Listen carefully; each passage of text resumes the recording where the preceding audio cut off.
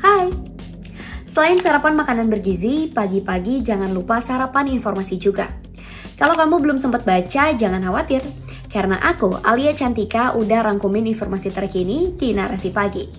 Hari ini ada kabar pengesahan rancangan Undang-Undang Perlindungan Data Pribadi. Ada juga peresmian 2 ruas jalan tol oleh Pak Jokowi, dan kasus korupsi Gubernur Papua Lukas NMB.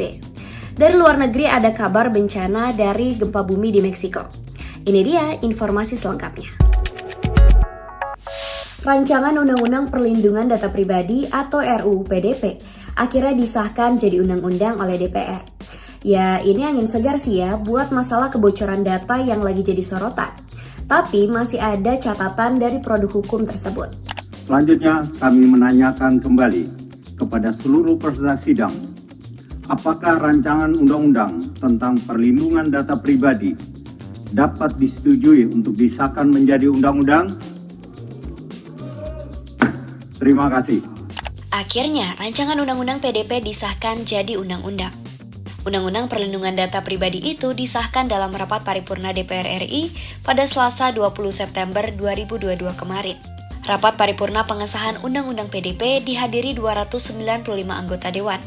73 orang hadir secara fisik dan 206 orang hadir secara virtual. Sementara itu, dalam pandangan akhirnya, Menteri Komunikasi dan Informatika Johnny G. Plate mengungkapkan bahwa Undang-Undang PDP akan jadi payung hukum untuk melindungi data pribadi. Dari sisi hukum, Undang-Undang PDP dapat dimaknai sebagai kehadiran sebuah payung hukum pelindungan data pribadi yang lebih komprehensif, memadai, dan berorientasi ke depan.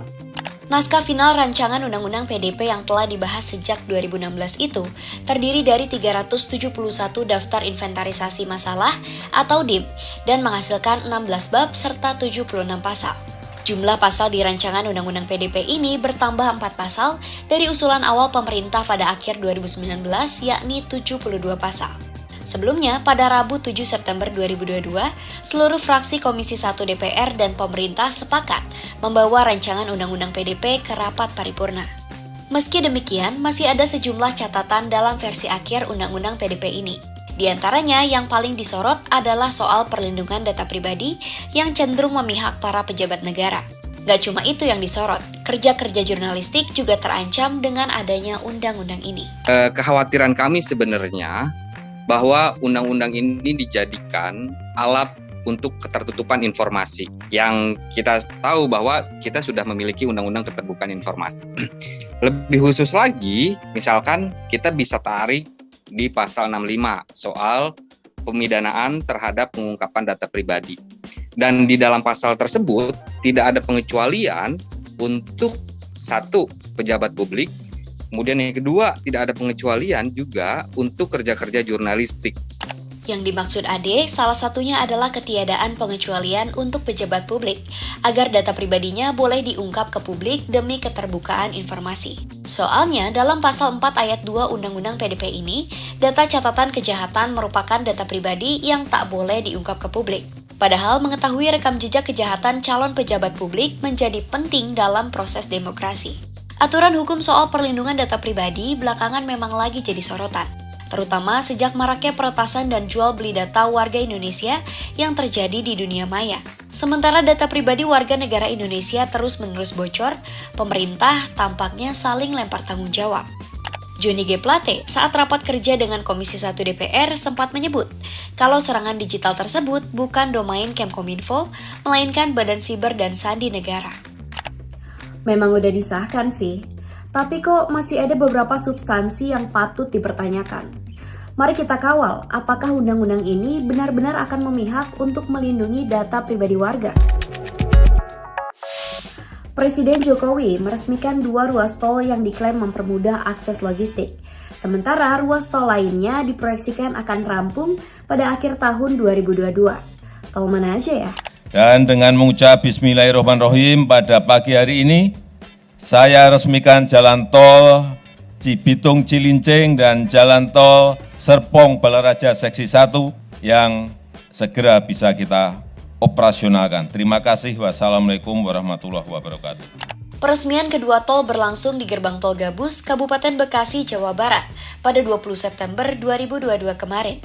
Tol Cibitung Cilincing yang terbentang sepanjang 27,2 km ini adalah bagian dari JOR atau Jakarta Outer Ring Road 2 yang ditargetkan rampung pada akhir tahun 2023. Sementara Tol Serpong Balaraja Seksi 1 dengan panjang 5,1 km merupakan bagian Jakarta Outer Ring Road 3. Kedua tol ini digadang-gadang akan mempercepat mobilitas barang, terutama barang yang berasal dari kawasan-kawasan industri di Bekasi dan Karawang.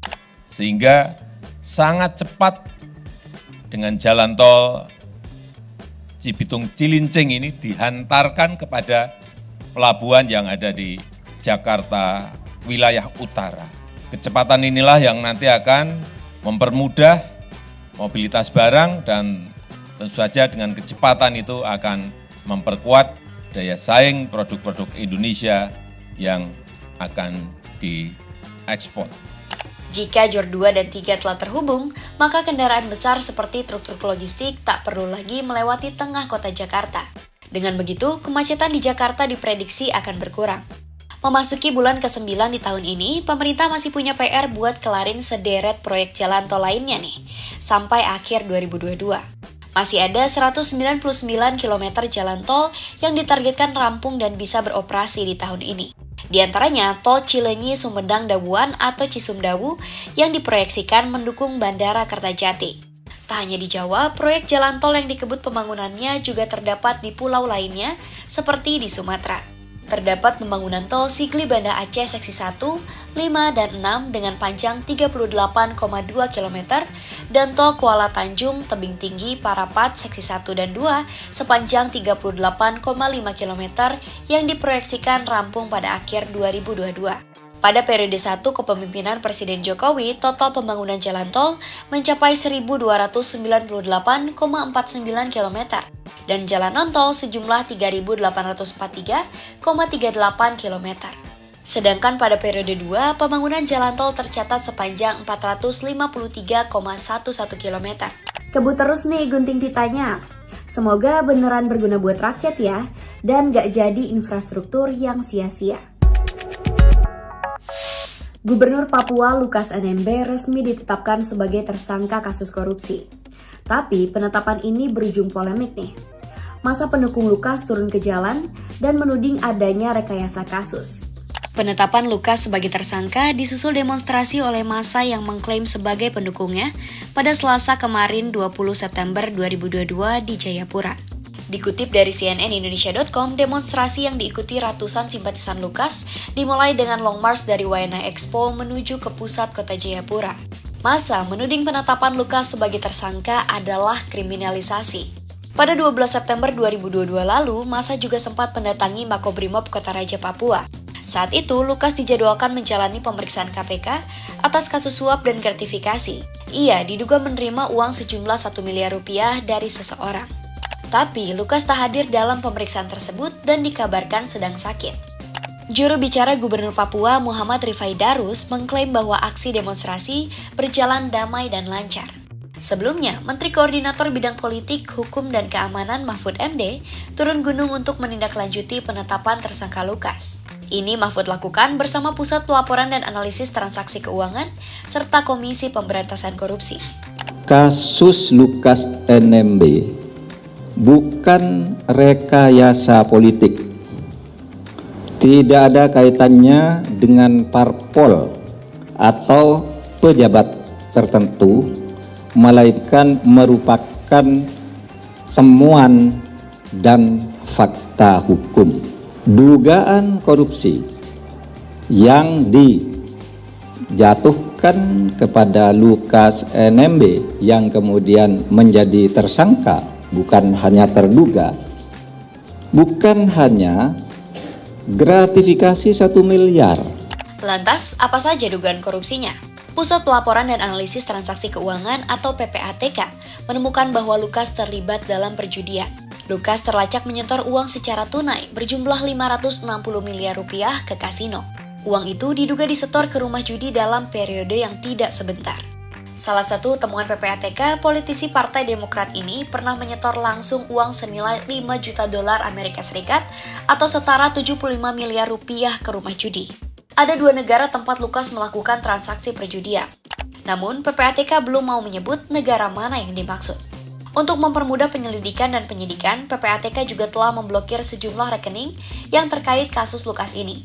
Rekening gendut itu menyimpan duit yang total nilainya mencapai 70 miliar rupiah. PPATK sudah melakukan pembekuan penghentian transaksi kepada beberapa orang di 11 penyedia jasa keuangan. Ada asuransi, ada bank, dan kemudian nilai dari transaksi yang dibukukan oleh PPATK di 11 PJK tadi ada 71 miliar lebih.